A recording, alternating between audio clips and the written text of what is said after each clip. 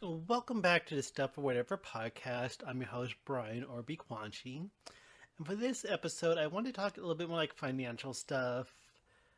Not sure if this would be kind of a more of a grown up or boring podcast, but kind of want to share my like wisdom or advice because I feel like a lot of this stuff you don't really learn about, especially kind of wish they would teach it more like in high school, prepare for like younger people, especially going to the adult world or being a grown up. A lot of the stuff I don't think you really learn about all that well. And to give a little bit of background, I did work in customer service, call center for a credit card company for a couple years. I feel like just working that gave me a lot of experience and knowledge. I always feel like I wish kind of more people would have that kind of job role for a year or so they would learn, at least better educate people when it comes to like credit cards or loans or financials and debt.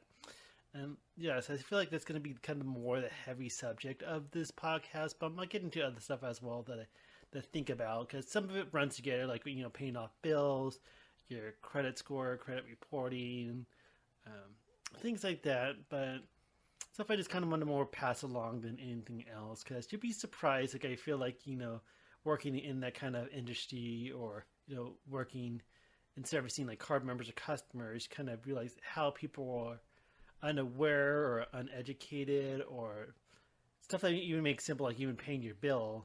You'd be surprised that people, yeah, and sometimes I think it may be excuses, but I feel like a lot of people are just uninformed and things like that.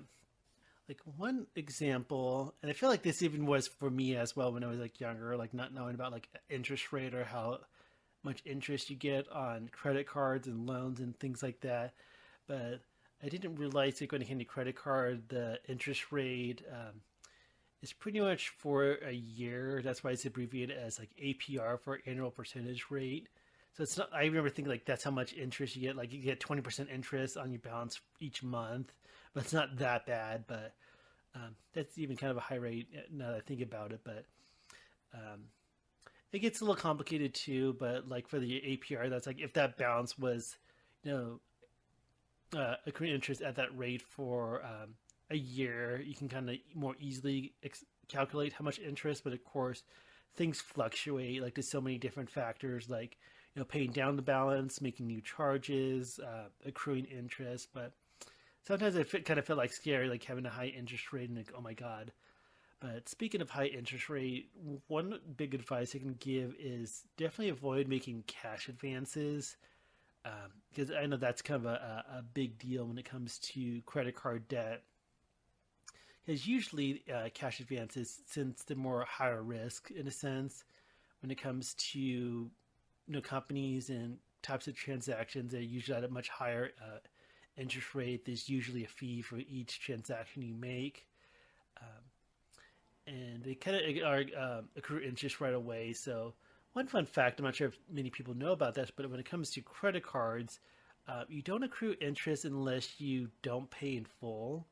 So if you pay in full each month, you avoid interest rate. But if you pay less, like just pay the minimum, then you start accruing interest month by month. And I'll get that in a little bit as well because I have some advice on that. And also with cash advances, depending on your credit card company, like they apply the payments a certain way. I didn't want to get into too much like the labeling, like who I worked for or other companies. I don't want to be like a labeling or mentioning names in this podcast, but when it comes to like making payments, a lot of times how to allocate payments is like the amount of your minimum for that billing period go towards the lowest APR. So it may go to your purchases, and then when you pay more goes to your cash advances. And there's a lot of different factors too. Like it can be a whole different discussion, but people can do what's called balance transfers. If your credit card offers that, where you can get money to pay off another credit card at a much lower rate. When it comes to that too, just two kind of trends I noticed with balance transfer. Usually it would be like a 0% interest, um, but there would be like a one-time fee for the initial transaction versus the other kind of offer would be a low interest rate but no fee, and sometimes usually a long amount of time. I never seen really a company that does a balance transfer with no fee and no interest for the duration of the balance transfer. Probably never ever going to see that, and if you do, that might be a pretty good deal. But we were talking about customers, like again with companies I work with.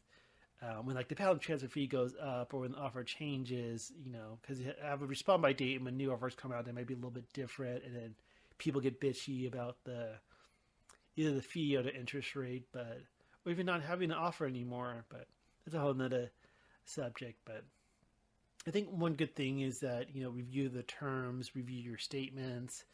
I know nowadays, like with things being paperless or on an app or website, just take the time once in a while, especially when it comes to your transactions. Because sometimes I'll just like review my statements, like, oh, that's something that like a recurring charge I may not want anymore, or cancel that service, or just to put it in perspective of how much you're spending.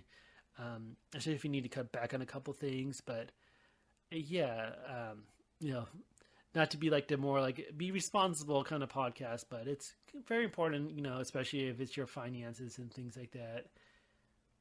And one thing that's kind of good, I noticed a trend that more credit cards are offering, like getting a credit score each month, and it's good to build credit over time, especially if you're like 18 or new. I would recommend getting a credit card right away, just so you can build that credit history. But some credit card offer, getting a credit score each month. Some of them would even, for free, like do services like alerts, like if there's a hard inquiry or a new account in your name, even if it's not with that company, you get alerted. So it's good to be informed, just to kind of, if there's any fraud out there or someone trying to use your information to open accounts, you get notified. So I think that's another benefit of having some credit cards is, of course, building credit, but also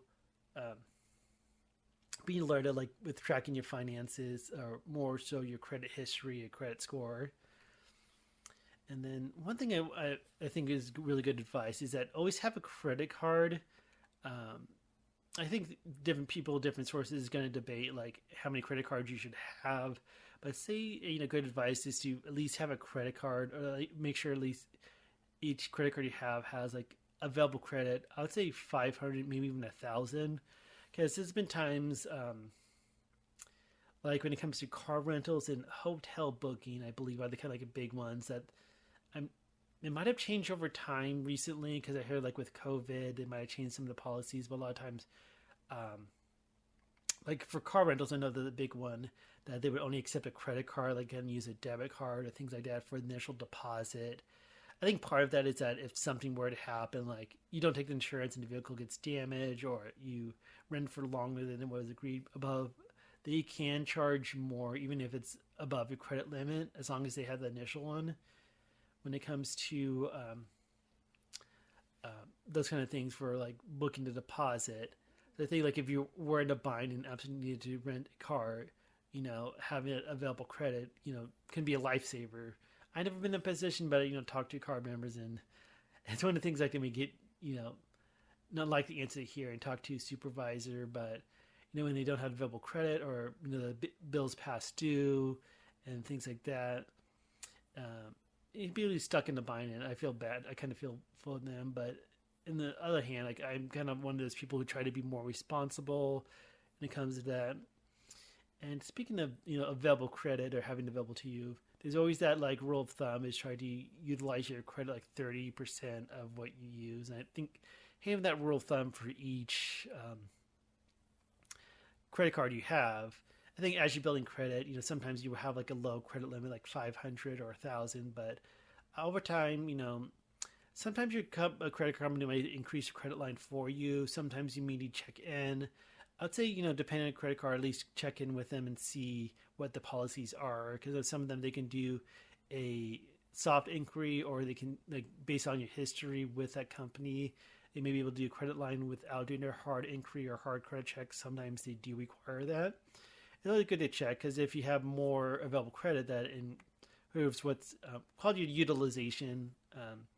So if you have more available credit to you, it looks better one way or another. Either you have it just for emergencies, or your overall credit score. So because if you're like maxing out all your credit cards, that doesn't look too good. And when it comes to that, it's not just like getting a credit card, but it can also go to getting the loan, whether it's like buying a car or a personal loan, buying a house. I know that's a big one. Even like renting property, like sometimes you'll look at your credit check. I remember you having a job they did a credit check.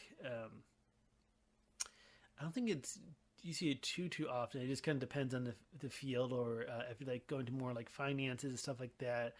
I think one of my friends who worked in security said like it'd be a point that if they notice the applicant has like really high credit score or a lot of debt, they may be willing to take bribes or things like that. So, credit and credit history, impacts you in a lot of ways, not just your ability to charge on the card. Then one thing I want to talk about, this is kind of more of my spending habits, and I don't want to say I'm an advocate for it, but it's really nice to have credit cards that have rewards, like when it comes to spending, like you're in 2% on this or 3% on that. I feel like my spending habits nowadays is most of my purchases are on a credit card that earns rewards, and I like redeem the cash back each month. I think depending on my spending, sometimes I make it like $15 to $20 in cashback bonus each month that I just transfer over to my bank. And I make sure with these cards I pay them in full each month. I'm not sure, I think I might have mentioned this, but I'll mention it again. But the good thing about credit cards is if you pay them in full each month, your statement balance, then you don't accrue any interest. I even remember having calls like people, I don't want to say maybe of certain different specific backgrounds, maybe really meticulous of like paying the account off or credit cards. And sometimes I feel like it's kind of overbearing, like they want to pay it off like the exact amount that day, and they have like pending charges and different factors. And of course, they already paid off the statement balance, so it almost doesn't matter. But sometimes I'm even guilty of doing that. Like I throw in an extra payment just so my statement balance that gets. That's one thing. When it comes to credit card, usually what your balance is on your cycle or statement date that gets reported each month. So sometimes if you like spend a little extra, sometimes you want to throw an extra payment to make sure your statement balance isn't as high. Of course, as long as you pay off your statement balance, even if it is higher, as long as you pay it off by the next due date. Check with the companies. I know it's by the due date. I know due date is a few days before the account cycles, but I'll say get in the habit of paying off the statement balance, if not more, just depending on your spending habits before the due date. Like going back, I feel like, again, I've been kind of a big user of earning cash back. And I don't want to make any personal recommendation. I feel like it's kind of weird to give anything specific. I know there's some good websites out there. One that kind of stands out is one called NerdWallet. But looking for different credit cards that earn rewards. And I also feel, just like in my experience, that credit cards that don't earn rewards, maybe with like a credit union or whatever, have lower interest rates than cards that do. So be cautious of that. So that's why with my rewards cards, I typically make sure they're paid off in full each month, so I avoid that interest. And kind of like I don't know, kind of sound a little nerdy, but I almost feel like I have credit cards that are like a RPG party, like have different roles. Like this would be a credit card that earns more on restaurant purchases, or this one earns more on gas. So I almost feel like I have a system of things like that. So I'd say, do your research, review your spending habits and see which credit cards may work out better for you. And also I think it's good to have a credit card that earns more on all purchases. Like some have like 1.5 or whatever. So sometimes having like your basic one for any kind of purchase, but then ones that are for specific purchases like gas or restaurants or travel and things like that is good to have. And then for me, I like to avoid credit cards that have an annual fee. I feel like a lot of credit cards strayed away from that, but maybe some like more of the travel cards, like some that are maybe like tied in with an airline. But then I feel like the annual fee also gives you like points and stuff like that too. So it kind of makes up for it. But I don't know. I feel like I don't like that feeling of like getting charged a fee just to have a credit card. But do your research, see what works out for you. But again, I pretty much do almost all my purchases on credit cards and earn that sweet cash back. And some companies may have some good promotions when it comes to cash back. Maybe even when you sign up for the card too, like that initial incentive. So it's kind of nice, to earn cash back and kind of track it. But that's kind of like my 2 cents. And then going back to just kind of be more responsible is like, make sure you pay your bills. Because I did, have this calls with people like think if you don't pay your bills for a couple months, I forget, it might vary by the company, but like after 60 days or whatever, it gets reported. And you don't want reported late payments because I believe that stays on your credit for 7 years. And one thing, this might be a lifesaver for some people, but again, it's something I wish would be more taught or be more educated. But when it comes to having a balance that's subject to interest, it is subject to interest for that billing period, even if its accounts paid off. Like for example, if you pay in the middle of the month from the beginning of the billing cycle till when that payment's received, that still accrues interest. And for most companies, at least in my experience, the interest doesn't hit the account until the account cycles. Sometimes they may call like residual interest or whatever. But like if you pay account and then all of a sudden you still have a balance, you want to make sure to pay that off as well. Sometimes it's also good to get like a pay in full quote. Like if you're saying, hey, I want to pay an account, I want to make sure everything's settled. You do that. I kind of idea like paying pretty much the balance and looking out for the next statement and paying the remaining. But always have a question, I recommend contacting a customer service for whatever credit card you use. And always like, even if you paid off the card, check the statement afterwards. Wait till you see that absolute zero balance. Some people are like, oh, I pay the account, so I don't even have to care about this email about having a statement, or I don't have to care about this email about having a payment due. Like, follow that. Maybe like an extra moment of your time, but if that avoids getting a reported delinquency, then that's worth it. But yeah, that's one thing to know. I think that also comes to loans as well, because I remember catching up on some student loans I have, paying off notice like, hey, that's not just credit card, that's something that with the company I work with. So yeah, when paying off ongoing debt, make sure you get that very last statement showing the zero, whether it's open-ended or close-ended. With that, open-ended is pretty much like a credit card that you still keep open even if you pay it off, versus closed-ended is like a student loan, a car loan, or like a mortgage or a home loan. And once it's paid off, and that's not going to be any more debt. And then going on that subject of delinquencies, because like I said, I worked in customer service, and sometimes you get this tough calls or this tough discussions. And it's one of the things like, it's like sorry, not sorry. Like companies typically, I don't want to say like typically, but they are required to report accurate information, whether it be good or bad. I always feel like I'm reading scripts from work, even though it's been a while since I, worked in that field. But it's one of those things that, hey, it sucks. Like sometimes you wish you can like change things. And it's like, hey, that it does suck. And if it impacts you getting a mortgage or a car loan, but it's one of those things like, hey, people need to be responsible. They need to follow things. And things happen to like losing jobs.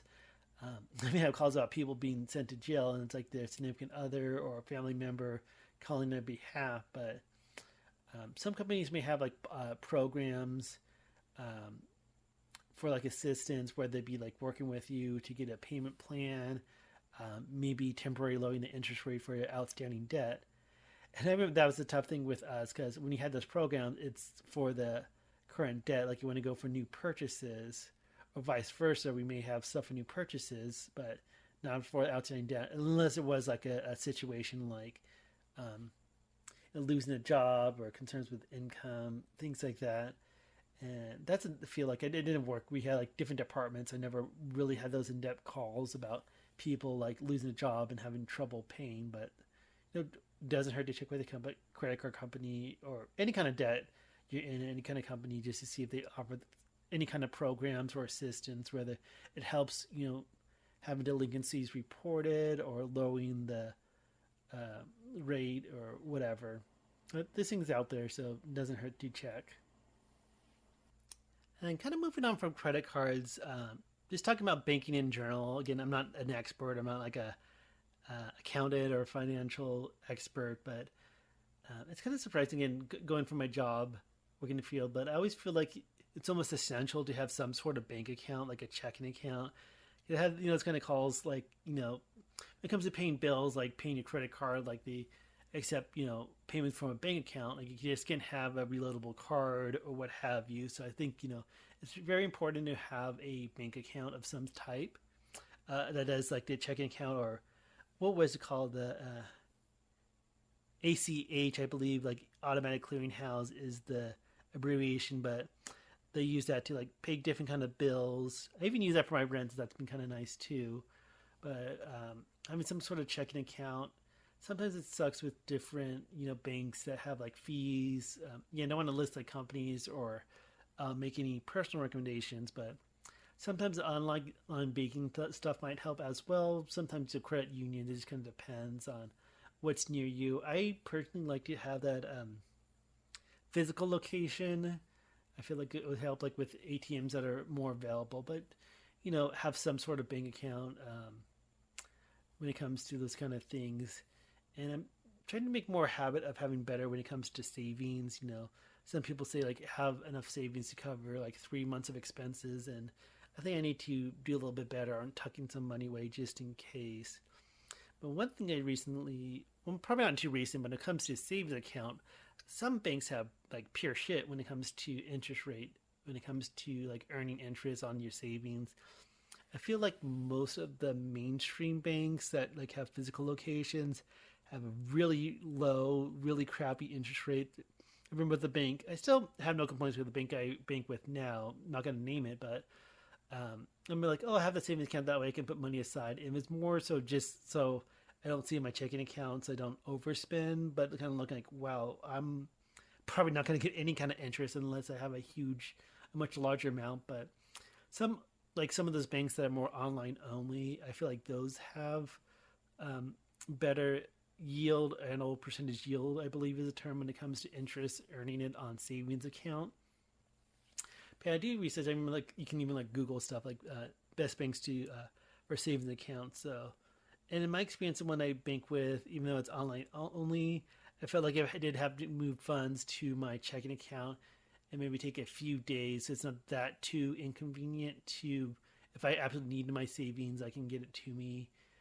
Because I think that's kind of like the give or take. Like if it's a bank that I can physically walk to the ATM, just in case. But I always feel like you should have more in your checking account for emergencies as well. But then it's also kind of hard because I've been there before, living paycheck to paycheck. So it's easy to on paper to say, oh, save money, put money aside. But when it comes to your expensive and making sure all your bills are paid. And make sure you pay your bills, not to be like the nagging adult, but make sure bills are paid. Or if there's trouble, call those companies. Because I remember a while back with student loans, I got really depressed because the initial school I went to didn't work out. I had all this debt. I felt like I had nothing to show for it. And it got to the point that there was some reported late payments. They have fortunately dropped off over time, but looking back, I kind of wish, would at least call the companies to like ignoring it, like putting it like, hey, I don't want to worry about it, so out of mind, out of sight. And kind of thing that made me feel bad about that is one of those loans my older sister co-signed for, and it affected her credit as well. So that was kind of a lesson. Yeah, make sure bills are paid. If there's trouble, use whatever resources or look into things, even if it means having that uncomfortable conversation with contacting your whether it be loan, credit card, but sometimes you just got to do what you got to do. Yeah, so I'm thinking this might kind of wrap up this podcast. I want to do a little storytelling to kind of end this one on, and I'm not sure if this is kind of like boring or helpful. I don't kind of do anything like pay your bills, be responsible, but it is really important, especially when people live on their own. I go from living with mom and dad and didn't graduate from high school, and things kind of change because they do, and it can be difficult, it can be hard, but kind of being more educated and knowing make the right decisions, knowing to get a credit card, what programs or what benefits you have, whether it's like credit monitoring or earning rewards. Don't go overboard. You never want to get sunk in a hole. Like risk and avoid certain things, and unless it was emergency, like cash advances. One little story I wanted to talk about. I remember this a long time ago. I'm trying to think if it was like 20 or something, but kind of looking for making extra income and stuff like that. Some of the details is really fuzzy to me, but I remember like say anything like, "Hey, want to help transfer money to like buy art or something like that." I forget exact details, but I remember the person that contact like when I kind of like looked into it, like took the bait. They kind of contacted me on Messenger, like they said excuse like, "Oh, I'm deaf, so this is the only way to communicate" and stuff like that. And I remember getting the mail like a little check, and what they wanted me to do is like cash it in, get the cash to do a money order, and transferring that back to them. And as a naive kid, looking at it now, I would have like, damn, that's a scam. Bailed, skip, avoid that at all costs. But I remember like receiving the check. I remember it was kind of fuzzy in terms of the check. Like it wasn't a hard, clear check. And I remember going to my bank and cashing that in, and there was like the little delay. Like I almost feel like the cashier had a little doubt, but they did it anyway. And I can't recall if it was like $2,000 or $3,000 cash, but I remember like having that giddy moment, like feel like almost drooling to have that amount of cash in my hands. And then I got to the point where I got like the money order and things like that. Got that far. And then the bank called me, like they said, "Oh, that check's bad, and we're gonna need that money back, whatever." And part of me, like looking back, I'm like, "Damn, like, if you felt that way, why do you cash it if you had those doubts?" And but fortunately, I didn't get screwed over. I did. We were able to get the money back and get into the bank. I feel like it was a delay, so it wasn't as immediate. Like I had to wait a couple days to get things back, but the bank, I remember at school, like they usually charge us overdraft fee, but I think they were understanding. And even though my bank account was in a negative by a couple thousand at the time, because I was like a young college student, I feel like that part could have been a lot worse. I didn't even remember like the person contacting me, and I got mad. Like I said, "Hey, there was this issue. I'm looking into calling the cops or contacting the police and stuff like that," and they kind of backed off. But I think that should have been a red flag too, that the person was trying to avoid, contacting me to more identify themselves versus like a phone call or what have you. But yeah, I feel like I almost got screwed out of a couple $1,000s, and unfortunately, a lot of people fall for this kind of scams. I remember, working at my job in a credit card, like we were educated about, scams, and part of it's like either terrorist financing or money laundering, or just scams in general. It kind of just depends on, what the goals of the person is. But pretty much they just want to get your money in a way that it can't really be tracked back to them directly. So they kind of use like excuse like that to like do money orders. And that's like, this might be a really good piece of advice, maybe a lifesaver, who knows. But I think one of the big ones is when someone is trying to scam people and tell them to buy gift cards, whether it be like gift cards for iTunes or Best Buy or stuff like that. Usually I feel like a general one, maybe like even Walmart. But they like, "Hey, get gift cards and send them to us." And I feel like some of the big ones they kind of pose as like the IRS, because I feel like that's scary. We think that IRS says, "Hey, you have outstanding like taxes or you're being audited, but if you give us $1,000 in gift cards, we'll let it slide or make up for it." Sometimes it may be like a police saying that you have a warrant for your arrest, but buy us gift cards and that'll help settle that. And we've seen like a tragic news story as well. Maybe not as tragic, but just the subject matter, like someone trying to pretend to be like a grandson, trying to call the grandparents saying like they've been arrested and need like money, and things like that. Because the one thing that really sucks when it comes to the gift card is that a lot of times they will charge it to the credit card. Because I remember getting some of those calls as well. And, the initial of it is like, it is a legitimate person, like that person who owns that credit card, that credit line, did legitimately buy gift cards, even of the high amount, even though they sent to somebody who, had more nefarious intentions and things like that. As a credit company, we just pretty much have to look at it and say, "Hey, that transaction was legit, even though you were scammed. That was sucked. There was no really fraud when it came to the actual transaction."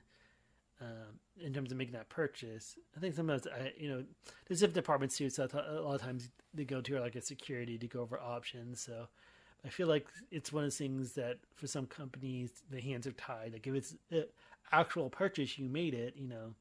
So much we can do, but That's like one big piece of advice. If someone calls you and try to um, scam you or try to convince you, they may say things like, "Oh, it'd be for like charity or this or that," but if they like pose to somebody of like high power, something that sounds really scary, like the IRS or like the police, I think I'm not sure if it's common knowledge or if it's true, but I feel like the IRS doesn't call or contact you by phone because of that. Like it'd always be like by mail.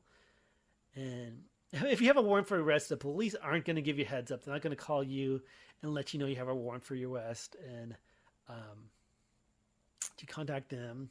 I think also like for debt forgiveness as well, because I feel like um, hear like podcasts or let's plays or when people talk, saying like you have student loans or you have loans that are delinquent. And you're like, no, I don't. I don't have any student loans, but I still use that excuse because it's this thing called phishing. Like they use the same bait, and it's not that it applies to you. Is that they probably reach out to as many people as they can, and as long as you get one good bite, then like the white whale, then they make out whatever money they can get away with. But yeah, it's something to be aware of is avoid scams like that. And it's also one of those things like for me, like I said, with the money order and money habit, it also sounds like it's a way to make easy money. It sounds too good to be true. Then um, yeah, it usually is. So kind of avoid that. I'd try to use common sense. I know being young and dumb, I've been there. And I think over time experience, you get better at it and more educated. So that's like I said at the beginning, like I wish you really teach this stuff in school, especially in high school, like um, applying for credit, getting credit, managing credit, beware of scams and things like that. Just be more educated. Some of this, I guess, can really screw people and things like that. And one last thing, I just remembered, this is kind of more of a rant or anything, but I think like as you kind of grow up and you see, advertising on social media versus Facebook or Twitter, whatever, but the stupid articles like, hey, how to make extra money each month. I feel like a lot of those are like, hey, use this app and you might get coupon or like report your receipts or this or that. And I feel like looking at app reviews, they complain like, oh, it never works and things like that. So that's just like a funny observation as looking at articles like, hey, 10 great apps you can use to save or earn extra money each month. Um, I don't know, that's kind of a funny observation, but a lot of times it's like no really easy way versus like work or whatever. Always try to be legit when making money. Work, I'm kind of more a hardworking guy when it comes to like work your 9 to 5 or whatever. But who knows? Let me do more with this YouTube stuff, so maybe that'll be another outlet. We have other creative outlets to make money, but try to save more, be responsible with your spending, and hopefully this is valuable to somebody. Hopefully it helps. I know if I can talk to my younger self, my 18-year-old self, a lot of this would have saved me a lot of grief and all that. So thanks for listening, subscribe, and that will do it for this week. So take care and have a good day. Bye.